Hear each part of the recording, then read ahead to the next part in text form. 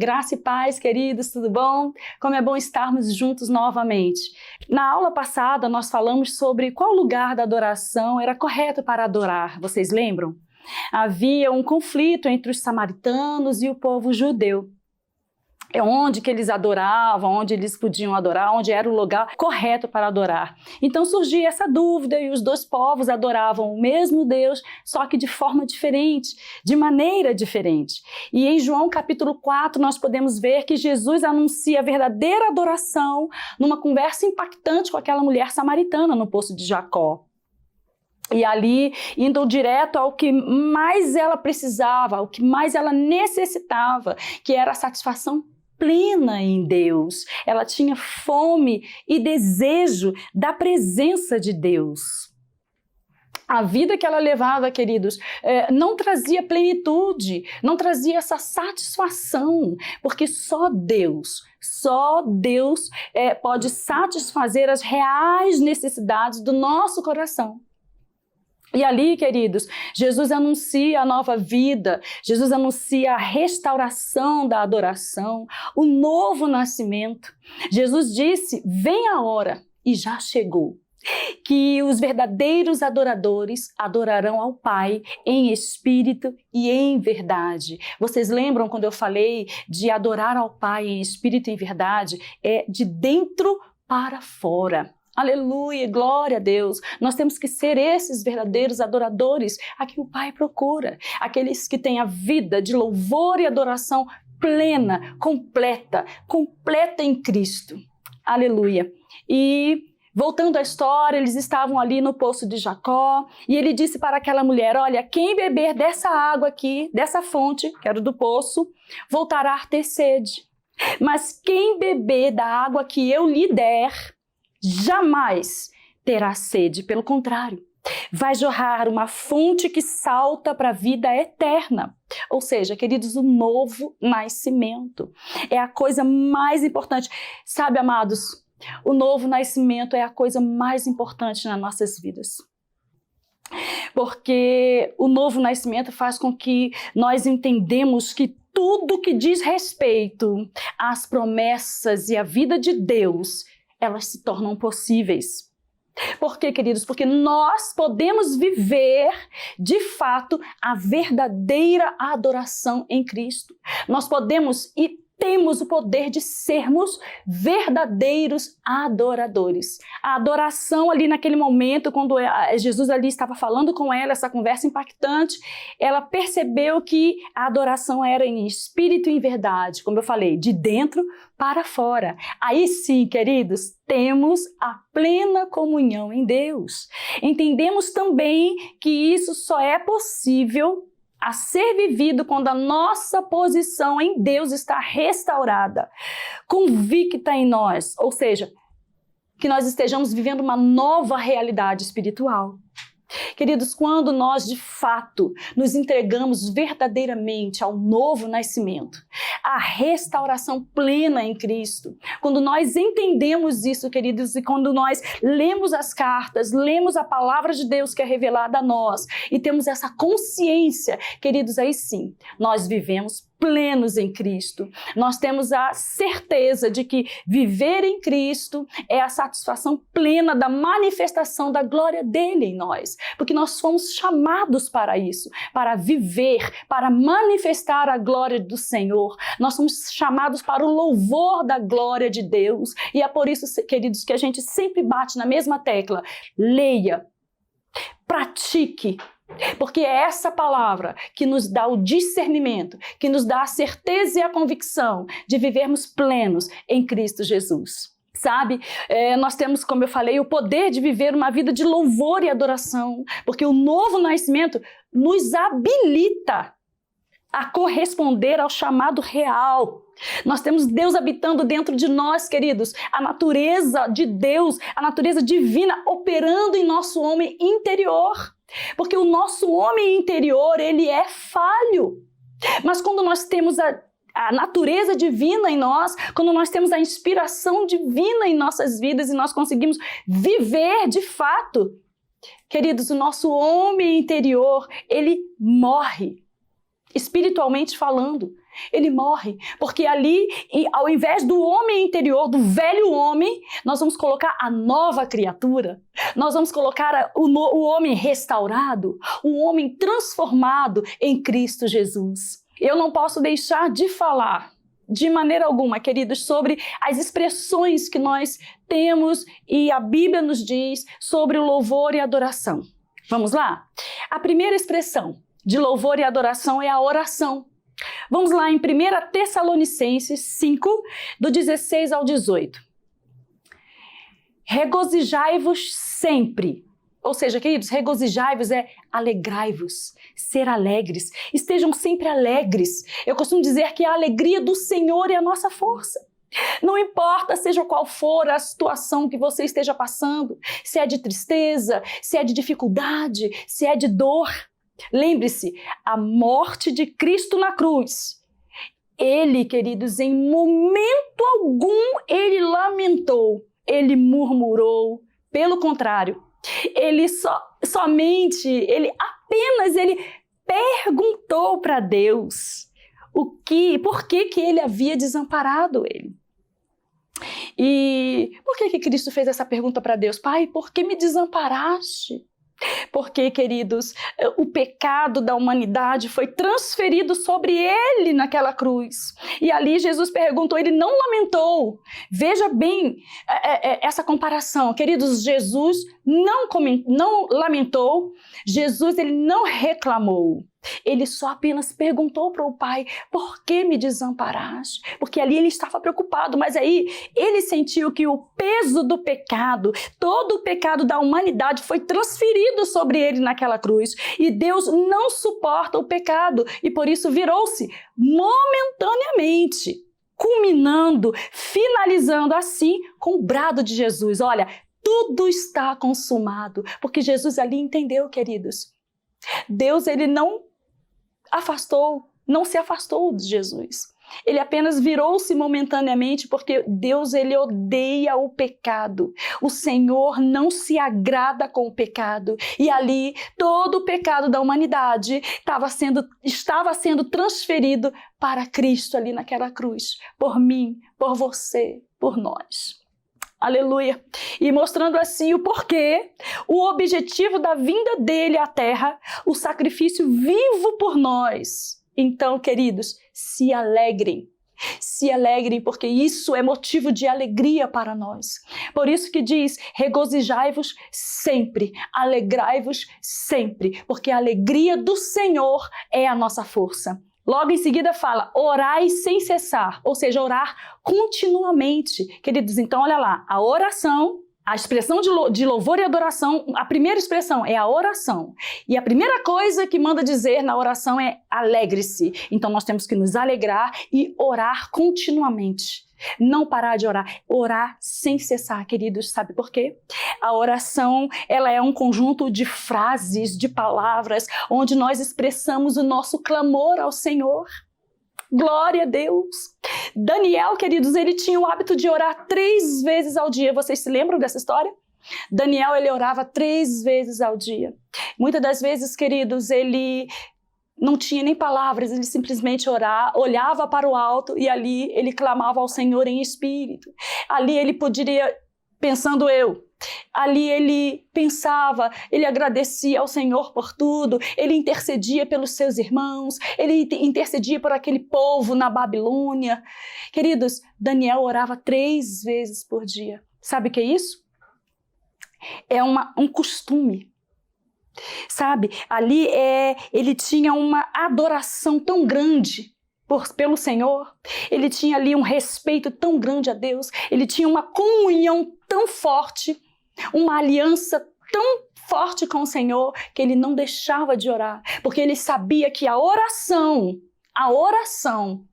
contínua era o que dava poder a ele de guerrear batalhas, de enfrentar o inimigo. Aleluia! E assim é conosco também, queridos. Pegue um hábito na sua vida de orar incessantemente. Mesmo que você não tenha tempo, mas escolha um momento, mas te digo, de qualidade. que não seja corrido, mas que você tire um momento. Eu costumo dizer para os meninos do Ministério de Música, para eles terem um TQA de excelência. O que quer dizer o TQA? T, tempo, Q de qualidade e A na adoração. Por quê, queridos? Porque não adianta nada você chegar-se a Deus e, Senhor, muito obrigada pelo alimento, muito obrigado. Não, queridos, é você chegar com Deus e conversar, como Daniel fazia.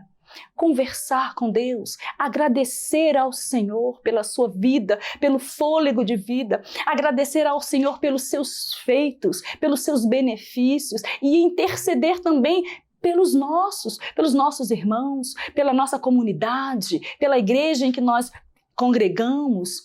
Enfim, queridos, orai incessantemente, porque é o combustível do crente. Sem oração, nós não temos poder para guerrear, porque o mundo espiritual é muito forte. E quando nós oramos, queridos, eu costumo dizer para os meninos no Ministério Infantil, qual é o poder do crente?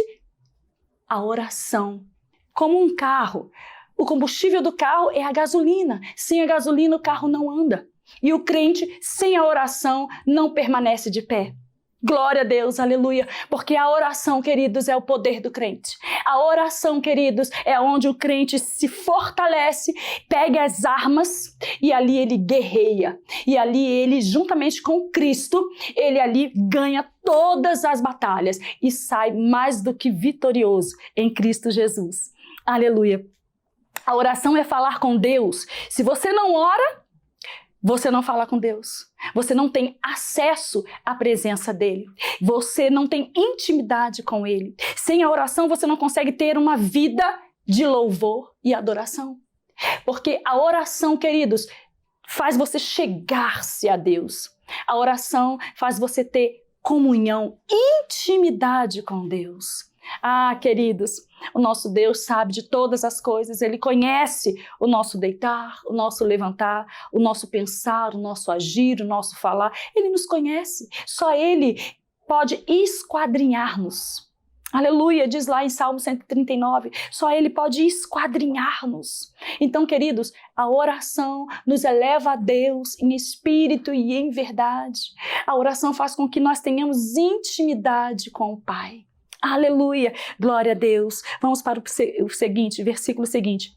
E em tudo dai graças, porque esta é a vontade de Deus em Cristo Jesus para convosco. Queridos, em tudo dai graças. Seja grato a Deus em tudo. Queridos, mas é em tudo mesmo. Mesmo na tristeza, mesmo na dor, na alegria, na bonança, na falta, na abundância. Queridos, em qualquer situação, seja grato a Deus, porque a palavra nos diz isso em tudo dai graças. Queridos, não dê graças a Deus só pelo fato dele ter te abençoado, ou pelo fato dele ter prometido e você ter a convicção de que ele vai te responder, vai lhe dar aquilo. Não, seja grato a Deus, queridos, verdadeiramente, por tudo, independentemente do que vier ou do que está por vir. Seja grato. Amanheceu, seja grato pelo fôlego de vida. Adormeceu, vai adormecer, vai dormir, seja grato pelos filhos, seja grato pela família, seja grato pelos seus pastores, seja grato pela sua família, seja grato pela sua vida. Porque essa vida que nós temos, queridos, é uma dádiva, é presente de Deus. Seja grato pelo hoje, porque o hoje é o nosso presente, porque o passado, a própria palavra já disse, já passou, e o futuro não nos pertence, pertence a Deus. Então nós temos que ser gratos a Deus pelo hoje, pelo presente que Ele tem nos dado todos os dias. Aleluia! E o Senhor, queridos, Ele é o nosso alfa e ômega, o princípio e fim. Sem Ele, nós não estaríamos aqui. Então sejam gratos em tudo ao Senhor. Amém, queridos? Então a primeira expressão de louvor e adoração é a oração. Vamos para a segunda. Leitura da palavra. Olha aí como tudo se encaixa. Oração, leitura da palavra, é tudo um conjunto. Vamos lá? Segunda expressão de louvor e adoração, leitura da palavra, Salmos 119, versículo 11. Vamos começar. Diz assim: guardo no coração as tuas palavras para não pecar contra ti. Queridos, A leitura e meditação da palavra é de suma importância. Além de nos instruir, nos direcionar no caminho correto que devemos seguir, traz conhecimento para nós, traz entendimento e discernimento dessa revelação, dessa palavra aqui, queridos, para nós. Sem essa palavra aqui, como você se move? Como nós nos moveríamos? Porque é nessa palavra que nós temos todo o conhecimento de Cristo para nós. Nessa palavra também diz de Salomão, eu gosto muito quando eu leio sobre Salomão, que diz que ele poderia pedir tudo para o Senhor, mas ele pedia sabedoria.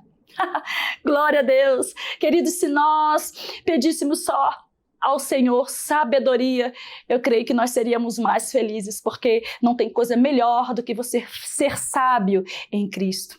Aleluia, glória a Deus. Então a leitura desta palavra nos traz discernimento de como nos movermos através dela. Nos dá o conhecimento e o entendimento de como você segue. Como você segue a sua vida em Cristo.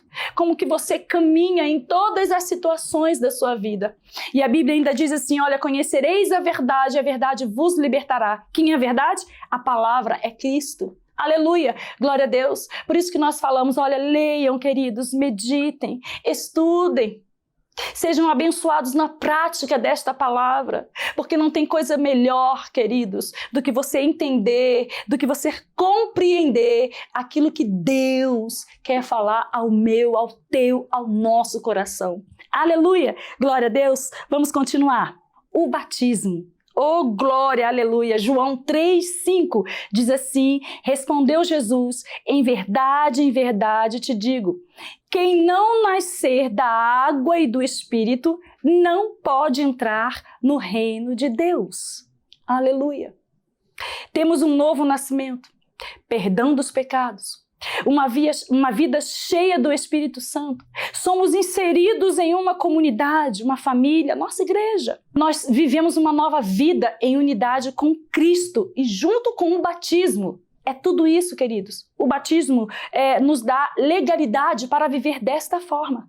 Porque, mas o batismo é somente um símbolo. Sim, João Batista, ele se batizou. Ele batizava os discípulos. Então, mas será que é necessário batizar? Sim, é necessário nós batizarmos nas águas. Porque a Bíblia diz. E João Batista, ele batizava os discípulos e quando Jesus veio, ele batizou Jesus também. E é por isso, queridos, que nós temos de ser batizados nas águas. Glória a Deus, porque nós costumamos dizer assim, que quando nós emergimos, nós mergulhamos, quando nós voltamos uma nova criatura. Aleluia! Uma nova vida, queridos, porque nós sabemos que ali é simbólico, mas nós cremos dessa forma. Quando nós mergulhamos ali, os nossos pecados ficaram. Nós morremos para o pecado, nós morremos para o mundo e quando nós voltamos restaurados, nós voltamos com uma novidade de vida. É assim o batismo para nós. Glória a Deus! E junto com o batismo vem a Santa Ceia, que também podemos chamar de ações de graça. Oh, glória a Deus! A Santa Ceia, queridos, nos lembra a vida, a morte e a ressurreição de Cristo, juntamente com o batismo. Porque no batismo a gente morre, simbologicamente, né, queridos? A gente morre, a gente ressuscita. E ali nós podemos participar da Santa Ceia. Nós temos aquela ação de graça, que é logo que vem em seguida do batismo. E ali nos lembra a vida, a morte, a ressurreição de Cristo e fala da presença de Cristo em nós e a comunhão que nós temos com Ele. Glória a Deus, louvado seja o nome do Senhor. Sabe, queridos, o batismo é um dos eventos que eu mais amo em nossa igreja, em nossas vidas. Porque ali, de fato, no batismo, depois de nós estudarmos a palavra e nós sabermos de fato o que é o batismo, o porquê do batismo, queridos, eu fico até emocionada, porque o batismo nos dá legalidade a você, de fato, entrar na presença do Senhor ali, tendo todo o respaldo da vida, da morte, da ressurreição de Cristo. E na Santa Ceia ali, que simboliza o vinho, simboliza o sangue, o pão simboliza o corpo de Cristo. Queridos, isso é tremendo, isso é extraordinário para nossas vidas, porque ali nós começamos a entender, queridos, de fato, toda essa palavra, tudo aquilo que o Senhor fez e ainda faz por nós. Aleluia. Vamos ler lá em João 6, do 51 ao 58, para nós entendermos na palavra sobre esse assunto. Eu sou o pão vivo que desceu do céu. Aleluia! Se alguém dele comer, viverá eternamente. E o pão que eu darei pela vida do mundo é a minha carne. Disputavam, pois, os judeus entre si, dizendo: como pode este dar-nos a comer a sua própria carne? Olha aí, queridos, a falta, de entendimento. Respondeu-lhes Jesus: em verdade vos digo, se não comerdes a carne do Filho do Homem, que é fazendo o símbolo, o pão, e não beberdes o meu sangue, o seu sangue, que simboliza o vinho simboliza o sangue de Cristo, não tendes vida em vós mesmo. Quem comer a minha carne e beber o meu sangue tem a vida eterna, e eu o ressuscitarei no último dia. Tá vendo, queridos, como é muito importante o batismo, a Santa Ceia, como é muito importante você ficar sabendo acerca dessas expressões de louvor e adoração. Como que nós poderíamos pensar que a oração, a leitura da palavra, o batismo e a ação de graças, que é a Santa Ceia, poderia fazer parte, poderia ser uma das partes mais importantes numa expressão de louvor e adoração. Mas o que isso tem a ver? Tudo, queridos. Por isso que o versículo 55, quem comer da minha carne e beber do meu sangue tem a vida eterna e eu o ressuscitarei no último dia. Queridos, isso é muito forte. Isso é extraordinário para nós. Por isso que é importante nós lermos a palavra, entendermos de fato o que é tudo que nós lemos aqui, tudo que nós falamos. Como eu disse, é isso que nós estamos fazendo na Escola de Tirano, conhecendo acerca dessa palavra revelada para nós, Deus falando para nós. Continuando lá, pois a minha carne é a verdadeira comida e o meu sangue a verdadeira bebida. Aleluia, glória a Deus. Quem comer a minha carne e beber o meu sangue permanece em mim e eu nele. Olha aí a comunhão, queridos, que o batismo e a ação de graça traz para nós com Cristo. Assim como o Pai, que vive, me enviou e igualmente eu vivo pelo Pai, também quem de mim se alimenta por mim viverá. Este é o pão que desceu do céu, em nada semelhante àquele que os vossos pais comeram e contudo morreram. Quem comer este pão viverá eternamente. Então, para nós concluirmos, queridos, essa fase, essas 3 primeiras expressões de louvor e adoração, o batismo e a celebração da Santa Ceia ou ações de graças nos mantém inseridos na obra redentora e ressuscitadora de Jesus em uma vida dada à adoração. Aleluia, queridos! Glória a Deus! Para não ficar só na minha palavra, eu vou louvar um pedacinho de um hino que diz que eu gosto muito, é a Maravilhosa Graça, para nós terminarmos essa primeira fase. Maravilhosa graça, seu infinito amor, morreu em meu lugar, a minha cruz levou, sua vida entregou para me resgatar. Oh, para sempre eu canto o que fizeste a mim. Glória a Deus, queridos. Sejam alegres, estejam orando incessantemente, estejam lendo a palavra, participe do batismo, da Santa Ceia, das ações de graça e cante alegremente ao Senhor. Seja grato ao Senhor, porque Ele vive em nós, Ele tudo fez e ainda faz por nós. Amém, queridos? Uma boa noite para vocês ou um bom dia para quem estiver assistindo durante o dia e um forte abraço até o final da nossa aula.